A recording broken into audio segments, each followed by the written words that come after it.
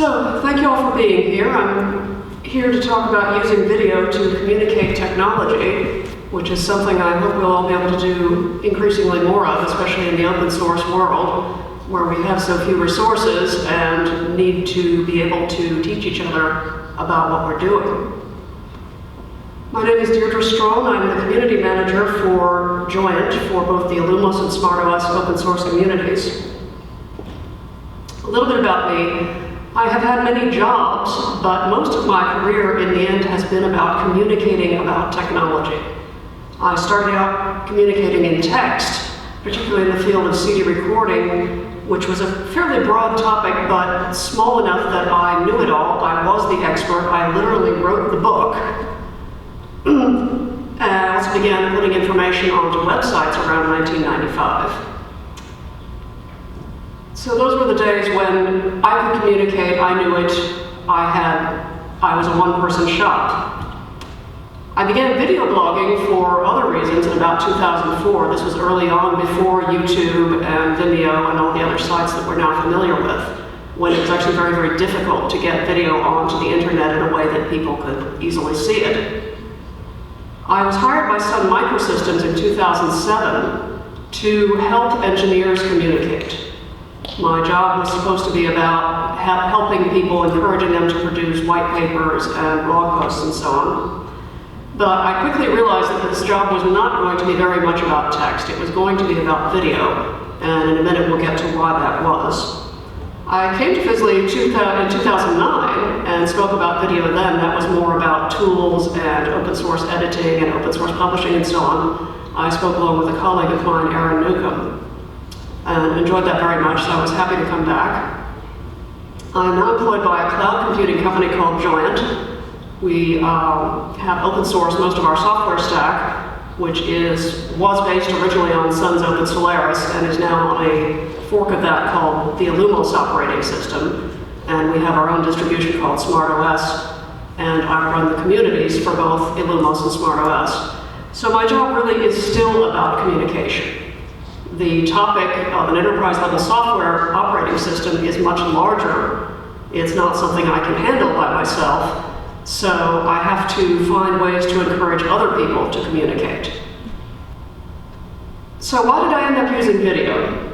There are three major reasons. Video is an efficient way to transfer information from the people who know it to the people who need to know it. It's an effective learning mechanism. You, as the recipient of this information, can learn more in video than you can, or at least learn it more quickly than you can from text or audio or other formats. And somewhat secondarily, but still important, is that video is a very good way of getting to know people, and I'll explain more about that. So by efficient information transfer, I mean that the people I work with who have this information, which we need to share with the public, are extremely busy people. They are mostly not professional writers. They are doing code all day. Here you see our Joint Engineering Center. You can see our VP of Engineering, Brian, sitting there with his feet on his desk, and some of my other colleagues. The red jacket in the background is actually my chair where I sit. So you can see these are all very busy people. They're busy writing code. They're not writers. They don't do documentation for a living. They do it when they have to. And so to get information out of them is very difficult. They just don't have a lot of time. So again, as I said, when I was hired by Sun, I was hired to try and get engineers to share information. And what I soon realized was that from the engineer's point of view, the most important way, the most efficient way of conveying information was to sit in front of a video camera and talk. They know this stuff. They know how to speak about it in a highly structured and rational way. So if I just aim my camera at them, in half an hour, they might convey a great deal of information that would have taken them days to write down, and in fact, they probably wouldn't have gotten it written down. My colleague Brendan and I have done a lot of video together, and he's estimated that for me to sit and film him might take an hour or two, whereas if he was to write a blog post, or a scholarly article, or a conference presentation, he's also written books. Those things take orders of magnitude more of his time. So from his point of view, as a very busy engineer, he would love to do more video because it's quicker for him. Video is also, for you as the learner, video is a highly efficient way of learning. This is the so-called cone of learning. It shows For example, if you just read a text, if you think back to studying something at university or in high school, you read a text, it takes you many hours going over that text many times to get that meaning into your head and have that information really be useful to you. If you listen to something, you're getting a bit more. If you're also seeing something, say you're seeing a diagram, you're getting still more information. If you combine the seeing and the hearing, say watching a film, you're getting still more information. The best way of all of learning, down at the bottom of the pyramid there, is to actually do something yourself, say doing hands-on training, doing a science lab where you're dissecting a frog, something like that. I can't go as far as that, although we also do classroom training, but somewhere in the middle of that pyramid is video. You can think of it as increasing the bandwidth over which you can learn by increasing the number of sensory channels on which you're communicating. The third way that video is important and useful is that it helps you get to know people. I learned this a very embarrassing way a few years ago. I was at the South by Southwest conference, and I was wandering around the conference hall, and I looked across the hall and I saw somebody, I see a lot of people and I know a lot of people, and I frequently have this experience that I see a face, that face looks familiar, but I can't think where I've met them or who they are. I'm terrible with names. So I saw this person across the conference hall, and I was thinking, oh, I know her, and I was very enthusiastic about it, saying, hey, how are you? And just as I was doing it, I thought, oh, yeah, I know her, but she doesn't know me. I've seen her on television. She was in Buffy the Vampire Slayer. She was later in Dr. Horrible's sing-along blog, which was tremendously popular online. If you're a gamer, you may know her. She does game commentary, game videos, a game blog, and so forth. This is Felicia Day, who is quite a big personality in the geek world. And because I had seen her in videos she had played characters I felt sympathy with, I felt like I knew her. I felt like she was someone I liked. Now I've seen that, I had this happen one other time with another actor, and I realized for them it's probably a very common experience, that when we've seen somebody on video a lot, we feel like we know them. We know how they move, we know how they think, we've seen their emotions. And so I realized when this happened that video is a very good way of getting to know people even if we never meet them. It's like you could go online and find dozens of videos of Brian or Brendan, and you would probably get a pretty good picture of who they are and what's important to them in the world.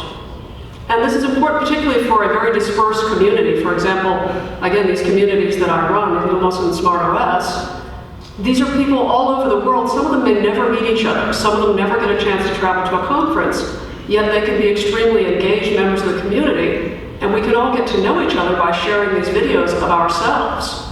And it helps to develop that sense of, yes, I know who you are, I want to work with you, we can do good things together. So when you take these elements together, what's important to capture in video, and this goes for technical video at least as much as any other video, you need to capture body language, you need to capture facial expression, and it needs to be visually stimulating to keep your interest. And all of these things together increase that learning bandwidth we were talking about and help to maintain attention. The easier it is for you to keep your attention on something, the better you're going to learn it. Again, I am trying with my videos to help you learn extremely complex technical information. So these are the factors that go into making a successful video. So how are we going to do that? Let's give an example of body language. I filmed Brian 2 days ago speaking here at FISL. I haven't even put the audio on this, and you can see that he's conveying a lot of information just by the way he's moving. Now, you don't even need to see the slides. You can learn a lot about Brian just watching that. Another important one is facial expression. This is another occasion on which Brian was speaking. And I would say, part of the reason also that you have seen it in Linux as well. And I just want to clarify your comment.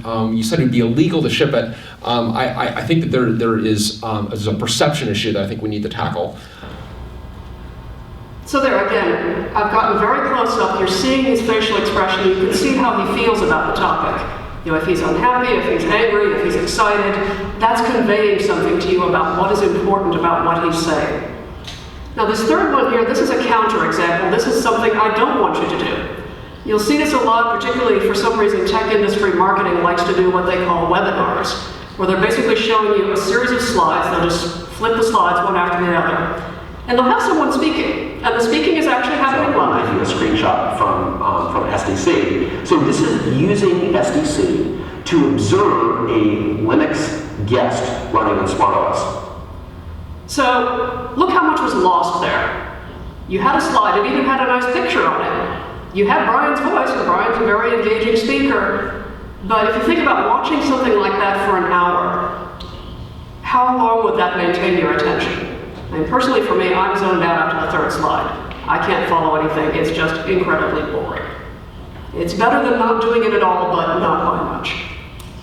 So I've told you about these things that are important to convey. Now I'm going to give you some specific tips and techniques and examples of how you can convey those things in video.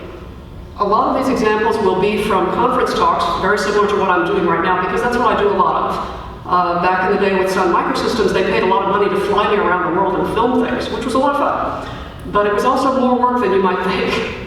I have to apologize in advance. Some of these videos, the quality is very poor because over time I left, after the Oracle acquisition, I left Sun Microsystems and I lost access to a lot of the original video. So some of the clips have been the best that I could round up from the web, and they're not necessarily very good, but they'll still convey the point. So when you're filming conference talks, you're working under a lot of constraints. There are limits to what you can bring in. What I typically travel with is this setup you see that Brendan's running for me here, right here. It's basically what I can fit in a backpack. Because obviously I'm running around the world, I'm paying baggage expenses, I'm having to carry this stuff through airports myself. I'm just not going to carry very much. And also I don't have the budget to buy big fancy equipment. There are limits to where you can set up. You know, we're very lucky here that the people from FISL have given us permission and nobody minds very much where we sit. In other conferences, it can be very difficult to choose where I'm going to put the camera. So I may be under a situation where I'm filming from the back of a very large room, and I just have to take what I can get. The lighting at conferences for video purposes is terrible, because normally you have this very big lighted screen. Sometimes you'll have the speaker walking back and forth in front of it, and so the speaker is backlighted. It's hard for an amateur camera to focus. All these things are a problem. The main thing is, you are here to film a live event. You don't get another take. Get it right the first time, because that's the only time there is. And sometimes things get messed up. So given all those constraints, given that I want to capture the speaker, but I also have to convey information that the speaker is conveying in slides, how am I going to get all of this into one video? So this is what you will very typically see come out of a conference when they publish the video afterwards, where they will set the camera up in the back of the room and they will just aim it at the entire front of the room. So you've got your speaker there on the left, you've got the screen on the right where he's presenting a software demo or slides or whatever.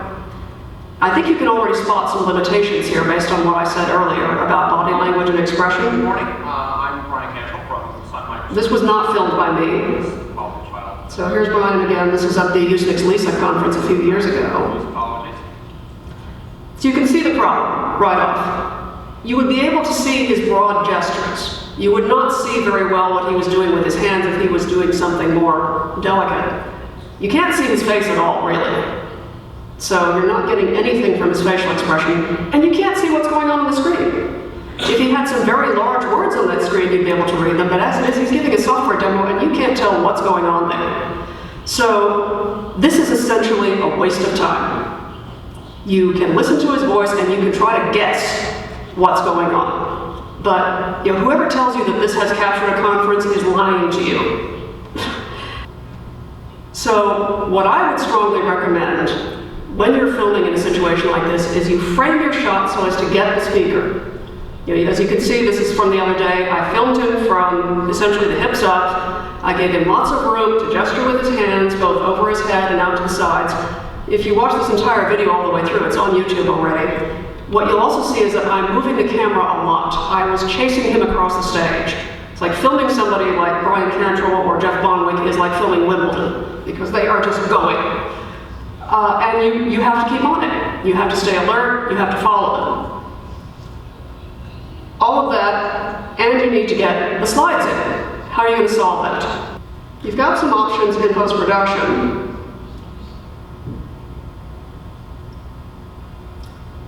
So here's another typical solution that you'll see from a conference. The third point here is that failures are inevitable. So you'll see this also happen a lot at conferences. They take the entire slide deck, they run them one after the other, they time the video so that the slide on the screen changes when the presenter actually changed the slide. So you're going to be able to read all the slides, that's great. As you can see, again, we've lost the face and we've lost most of the body language. That video is so tiny, you can see that there's a person there, but you can't really see what he's doing, you can't see how he's feeling. You've lost 80% of the value of this. And it gets worse. So this is another little clip from the same video. There's also... See what happened there? Speakers don't plan for this. Nobody warns them, and even if they did, they wouldn't know. You're going to be using the upper right, the lower right. So essential information in the slide gets lost. There's some important words under this video, but we'll never know what they are. Something we call a scalable service, which is a service... So again here, this is a lose-lose. You're losing the slides, you're losing the speaker. This is pointless, don't do it. An option that I have used a lot is to actually put in the slides as a graphic overlay. This was Brendan at the Scale Conference back in January. So what I did was transition in the slide when he started it. Transition out again. Now the nice thing here is that in the video afterwards, if you didn't get a chance to read that slide while you were watching the video, you can always go back and pause and read it. It's not an ideal solution, but it is a way to get all the information in there.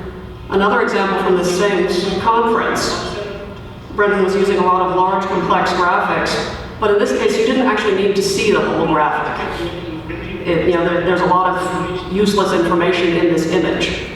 So here, I judiciously cut in a video overlay so you could get the benefit of his body language and him talking about this thing, and you didn't lose much.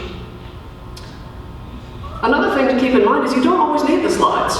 Again, this is from Brian's talk the other day. His slides were here primarily for the benefit of the audience in the room, particularly people who are not native English speakers, and they can read the words as he's speaking and get a little more out of it than they otherwise might have, even with the translation. But most of what he was saying, most of what was in the slides, he was saying verbally, saying it more expressively, saying it better. So it wasn't really necessary for me to show those slides in the video. There were two slides that actually had important graphics on them, so I made sure during the presentation that I panned to the slide on stage. And you can see him talking about it. Even better, you can actually get him gesturing. He's conveying an important piece of information here by going and gesturing at that slide. So here's where it was actually useful to film the speaker on the stage, pointing at what he was talking about. Now, another kind of situation you can run into in filming, which introduces even more constraints onto the conference situation, when I run events, I very frequently we live stream them, because again, we have a globally dispersed community. Not everyone can afford to travel because what they're doing with us is an open source thing that's not their day job. They're not going to come to a conference in San Francisco from, say, Australia. So we live stream these events so that people can participate to the extent that they want to sit and watch something on their computer all day. But then I have a problem. You're sitting in the room, you can choose to look at me, you can choose to look at the screen, you can switch your attention back and forth very rapidly. The people watching from the video stream don't have that option. They can only see what I'm pointing the camera at. So I have to give them a way to get all of the information. The slides may be available for download in advance, but often they're not, because the reality is that our speakers often finish preparing them 5 minutes before the show. So how am I going to deal with that and make a good show for the people watching on the stream? So again, this turns out to be a lot of work for me as the camera operator.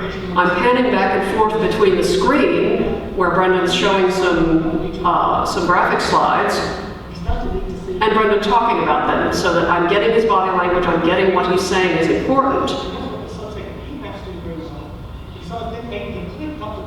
And this is so that the people on the video stream will be able to benefit from everything that's going on in the room. There's a huge amount of work actually over the next 90 milliseconds everyone's on. So what about some other opportunities? Once you get into filming things, you'll start to think of other ways to use video besides just filming presentations. And over the 5 years that I've been doing these things, I've found a lot of other interesting and creative and engaging ways to use video. And again, remember that secondary purpose, which is to build community. When we were here 3 years ago for FISL, we were promoting the Open Solaris community. We gave a lot of t-shirts away, we gave away little soccer balls, and we had some local members of the local Open Solaris user groups. And so I had them interview each other on the show floor. Olá pessoal, mais uma vez, Vitório Slassi diretamente do FISL de Porto Alegre, e agora a gente vai entrevistar o Cristiano Basso, que foi dos fundadores do grupo de usuários de Open Solaris em Porto Alegre. So you can see that was something very quick and easy to do. We were all here. I could just grab people on the show floor. They were recommending to each other who should do the speaking. Obviously, we're doing it in Portuguese because it was for the benefit of the local audience. I didn't have to understand what they were saying. And it turned out to be, we did 6 or 8 of these with various people in Java and Open Solaris user groups. Completely different tack now. There is a way to use just something on a screen effectively. This is called screencasting, where you're using a software, in this case ScreenFlow on the Macintosh, to capture a live demo of software. So, if an HTTP request takes 300 milliseconds, then some user is waiting at least that long for the application to do whatever he or she asked. So latency is often a direct measure of customer payment. So this is one of our engineers, Dave Pacheco, talking about an aspect of our joint smart data center software. This is something that if he'd had the right documentation might have taken days. As it is, the video probably took him an hour. He did this entirely himself and just gave me the edited video, and all I had to do was upload it. Our engineers love this stuff because it's easy for them to do. He was using a built-in mic on his Macintosh, using the software on his Macintosh. He could just go into a room and do it, and it's done. So again, even though he was having to produce it to some extent himself, it was a lot easier and quicker for him to talk about what was going on than to try and write it down in the form of cohesive, coherent documentation. We did some experimental things. This was back in our Sundays. Brendan and I were experimenting once. Well, okay, the screencast, it's good, but it's still a little boring because you're not seeing a person there. You're just trying to see what's going on the screen. So we tried where we did a screencast, but captured the screen. And at the same time, I was filming Brendan talking about it. And so we then edited it together. So you can see what he's doing on the screen, and you can see him as he speaks about it. So this is something we might do something more with in the future, where we think it combines the best of you're seeing the actual demo, and you're seeing the person speaking about it, conveying that facial and gestural information. Another experiment Brendan and I tried, we did a series of short videos on performance tools. And Brendan is an instructor by training, so he likes whiteboards. He likes being able to point at things. So we went into a joint conference room, we aimed the laptop projector at a whiteboard, and on the other side of the whiteboard, he had drawn a diagram which also helped to illustrate his point. And each core has 2 hardware threads or hyperthreads, so that each physical processor has 8 virtual processors. That's how we end up with 16. I've drawn a diagram just to emphasize this point. So we keep experimenting with this. We're finding new ways to provide technical instruction on video. And I think we'll be doing still more with that in the coming months. You may see some exciting things coming out of Joyent as a result. A human aspect of all this filming is that many of the people I film, the ones you've been seeing up to now are mostly people who are accustomed to being on stage, being in front of the camera. They're very comfortable with it. I mean, obviously Brian and Brendan are both veterans. They know how to make wide gestures. They're very comfortable speaking. It's easy for them. So to put them in front of a camera is absolutely no big deal. But I filmed a lot of people who had never spoken at a conference. They might have spoken in front of a room of 10 people at Sun, and that was it. Never been in front of the camera, basically very shy, introverted geeks, very, very uncomfortable with this. Sun had a few disasters. Sun had a very expensive professional TV production studio. And if you were a member of, say, a marketing team at Sun, you could pay money to go and rent this studio and use their equipment, use their team to film whatever you wanted to film. And so a Sun marketing group would rent the studio for half a day at a cost of many thousands of dollars. And they would schedule 10 or 12 engineers, they'd line them up and say, okay, you're gonna talk about this, and you're gonna talk about this, and you're gonna talk about this. And these guys would get there and just freeze and be absolutely terrified. So not only is this a new experience for them, but they are under time pressure. It's like, do something you've never done before that's terrifying to you, and do it fast. And what ended up happening a number of times was Sun wasted a lot of money on footage they really could not use in the end. So the solution I found was to be gentle with them. It was like being a wildlife photographer. You have to go after them in their environment and let them be comfortable with you. So I would go and film them in their offices, or I would set up a conference room and say, hey, we've got all day. Take your time, feel comfortable. Sit here and work out on the whiteboard in front of me what you want to talk about, and I'll make suggestions. But take your time, there's no rush, I'm here all day, we're not paying thousands of dollars for this, I'm here to make you look good. And the other thing I always told them with was, you get to review it. If you don't like it, if you're not comfortable with how this turned out, it's not going out. I am not going to do something that will embarrass you or make you look bad. That took a lot of pressure off the situation. In fact, what I found was I would go through multiple takes sometimes with these guys, but in fact the take that ended up being best was the first one. But just the sense to them that they could take their time, they could do it again, it wasn't going to be a disaster, they weren't under pressure, made things so much easier for people who had never done this before. And it was quite funny that some of them got very comfortable with it and then wanted to keep doing it. I also found that it was helpful because often these were subject matter experts in topics that were so beyond my expertise, I didn't even know what questions to ask. So I would get somebody who did know the topic better to come and interview them, like a tech writer. So, for example, I had the guy on the right here is one of our ZFS engineers, and the person on the left is the Sun tech writer who wrote most about ZFS. So I got her to interview him. In this case, he was actually more comfortable than she was, but it worked out pretty well. And so we got a nice little 10-minute video about some highly technical topics. And that was just filmed in a conference room on one of the Sun campuses. Now here's an interesting case of taking an opportunity that happened to arise. I had been filming a launch event with a bunch of press and analysts for the Sun Fishworks product. And afterwards we had a party at a bar in San Francisco. And I was looking around for something more to do. And so I asked one of the marketing guys, what should I film here? He said, oh, we'll get those two. They like each other, they're good together. So this is Mike Shapiro, who was one of the heads of the Fishworks product, and Steve O'Grady, who was an analyst with Red Monk, and they're Boston Red Sox fans and all this. So I got them out on the street in San Francisco, and I was actually quite happy that my little directional mic that you see on top of the camera there did very well, because we had buses going behind us and bar noise on the other side, and we can actually pretty much tell what they're saying. And it's just turned out to be a nice little interview. They talked about the technology, they talked about baseball, they're obviously friendly and comfortable together, and this worked out really well. So again, it was just an opportunity that fell in my lap, and I grabbed it. This was a different one.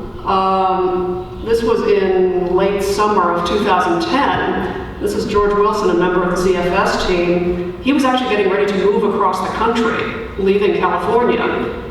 And the Sun Menlo Park campus had just been closed. So we had no place to go.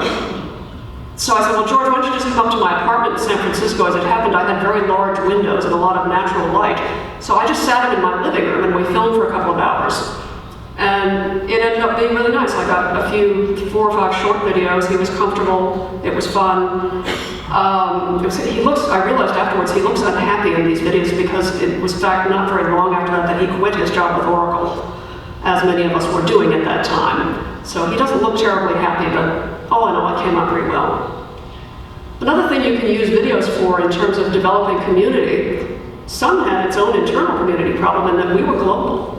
We had 30,000 people all over the world, and many of them would never get a chance to meet their colleagues. Sun had a large campus in Bangalore, India, and I happened to have an opportunity to go there. There was a large number of the HA cluster team working there, and they had never met their US colleagues. Their colleagues had never met them. So okay, well let's do some little introductions and so they can get to know you. So we put them all in a conference room. I work for Solaris Perspective. Apart from coding, I watch a lot of Bollywood movies and read a lot of books. That's all.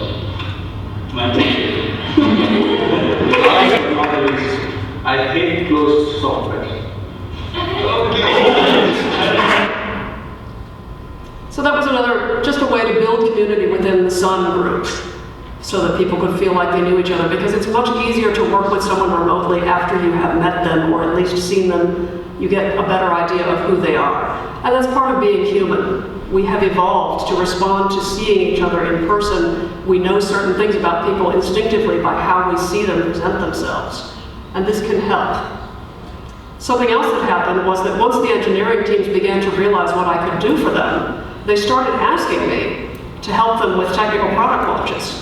This was another situation where I just camped out in a conference room all day. This particular team had people come in and out all day. We did short videos with them. They liked it partly because there was no pressure from marketing. There was no marketing message that had to be delivered. It was on their time. It was how they wanted to structure it. It cost them nothing. And they had ultimate control of this message, which they liked very much. Because often engineering and marketing do not get along, and engineering feels that marketing says a lot of stupid things about them and so forth. So I just did this series of videos with them. My name is I'm really excited about the new release of Solaris Cluster. So Solaris Cluster 3.2.1.9. Sometimes you get historic opportunities that fall in your lap. Once you start running around with a camera, things happen to you. This was in the final days as Sun was closing, or Oracle was closing Sun's Menlo Park campus, which has now become the Facebook campus. Brendan and Brian and I ended up on the campus late one night, and Brian started talking and talking.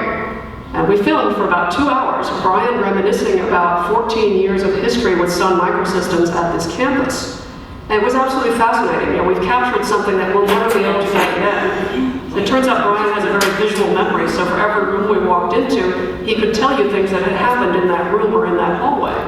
I still haven't released all of these. I've got to finish editing them, but they're just a bunch of really interesting short clips that say a lot about the history of Sun and the history of the people behind this technology that we all have. Now, this was a piece of history which I had nothing to do with, but Brian and Brendan were in the Fishworks lab on New Year's Eve of, what was that, 2010, 2008, 2009. So New Year's Eve, they're working in the lab, and Brendan makes a great discovery about something that is possible with their Fishworks software. You may have seen this already. Go to YouTube and look for Shouting in the Data Center, and you will find this video. It went viral instantly. It has spawned an entire industry. As of yesterday, it had over 800,000 views on YouTube. It is the most successful video ever made by Sun. And it had absolutely nothing to do with Sun's professional people or with Sun marketing, which is really extremely funny. And it also has meant that Brian has been known ever afterwards worldwide as the shouting guy. He doesn't actually shout that much. So just a quick wrap up on some differences between video the way I do it and what you might think of as professional video. So, professional video, think of a scripted TV show, a film. Those things are very planned, very scripted, very regimented in a sense. They're very controlled, they're in a very controlled location. Whereas with me, I am arriving at an event, I'm setting up the best I can, I'm capturing whatever happens. I have no control over this. As I said, video or movies have the option of recording multiple takes until they get it exactly right. I don't have that option. I've got one take, make or break, do or die, it's done. And whatever gets messed up, if I'm lucky, I can fix it in post-production. If you're recording something that's being done for the camera, obviously you've got the choice of where to put that camera. You know, you can be up close to the actors, you can be far away, you can dolly in, whatever. I don't have that choice. Things that are being recorded for the camera is the audience. The camera is the main element, and it's very intrusive. You are there for the camera. My camera is here. I am not doing this for the camera, and when I'm the camera person, I don't have the right at an event like this to interrupt what's going on for my convenience.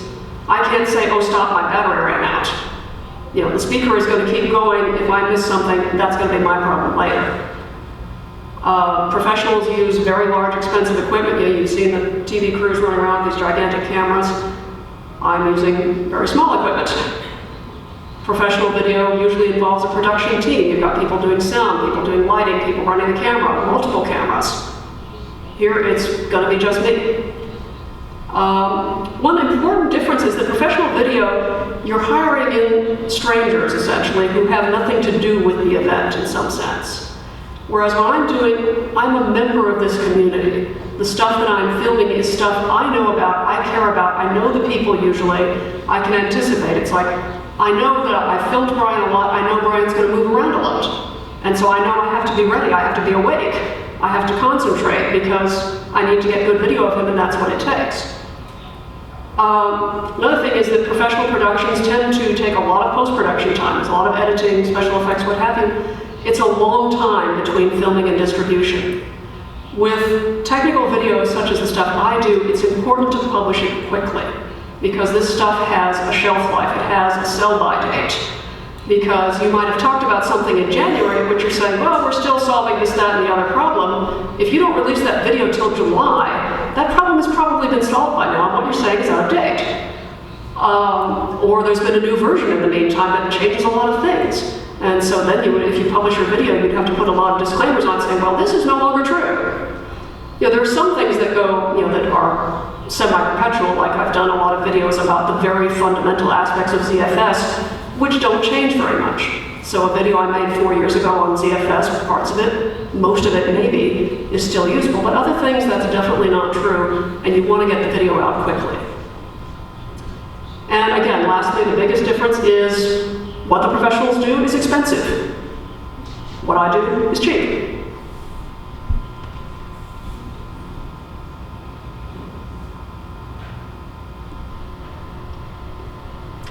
Just a quick word about some other things that are going on with video not done by me. You'll start to see, you may have been following, many of the American universities and others are experimenting with specifically with teaching online, not just technology, but also other things. And there's some very interesting new technologies and interfaces becoming available. I actually did this course a few weeks ago. It's done by a professor at Stanford. It's a little 6-week thing. It was about 2 hours a night, or 2 hours a week of video.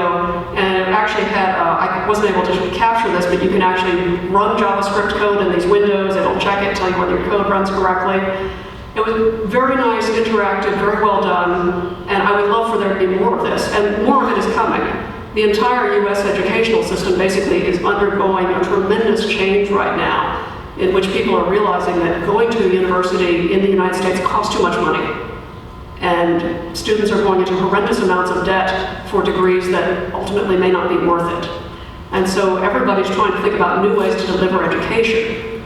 Eventually they'll figure out how to also certify that education so that you would get something like a degree. But in the meantime, if what you're interested in is the learning and not the qualification on paper, you can learn a lot online, and this technology is improving every month. There's very, very interesting things happening, and it's available worldwide. I would urge you to go and start looking at this stuff because you can learn a tremendous amount. So the future is just going to keep getting easier. If you look at the qualities of my video over time, just the cheap consumer cameras that I am able to afford have gotten better and better. I've got HD in my hand now. I'm able to broadcast live in HD, which in 2004 when I started, I was lucky if I get a little tiny window. And you know, the bandwidth is available, the technology is available, it's all getting cheap or free. YouTube now allows me to upload videos more than an hour long, which is amazing. And they don't charge me for it. It's up to me whether I want advertising on it. It's just fantastic. Chris Anderson at TED has one of the few talks he's actually given himself. He's the man who curates TED. I would highly recommend watching this video where he talks about the revolution in online video and how he thinks it could be as significant as the invention of print, especially when you think about the fact that much of the world is still not able to read. So text in that sense is limiting who can learn, whereas anybody can learn from online video, assuming, of course, that they have access to it. You know, video speaks even to people who are not literate, and that can be a revolution in learning as well, which I'm very interested in. So there's a few resources where you can see some more things. SmartOS is the site I run for our open source community, and we have a wiki with a lot of technical documentation, but there's also a lot of video on there and a blog as well. That's my YouTube account where I keep hundreds of videos. Some of them are very personal videos of travel in India and so forth, but there's also, most of my technical stuff is there. That's kind of my personal portfolio and archive of all the videos I've done for Sun and Oracle and Joyent. My personal blog is beginningwithI.com. I have the beginnings of a video blogging manual there where I give some of these ideas for techniques, equipment, software, and so forth. So if you want to learn more of the nuts and bolts of this, you can find both text and video there about how I do what I do. And you can always find me on Twitter as Deirdré S. Now, as a final way to wrap up and kind of give you a test of what you've just learned, I'm going to show you a video. I made this when I knew I was about to leave. You know, we had had the Oracle acquisition of Sun. About 10 months later, I resigned. And I was, of course, feeling both nostalgic and grateful for all the wonderful people I had been able to film over the years. And when I started collecting all the clips, I realized there were hundreds of people that I filmed. I couldn't even fit them all in. But I made this little video in which you can learn some of the principles that, you can see if you've learned the principles, see if you can see me applying what I've been talking about here. And you might even see some people you recognize.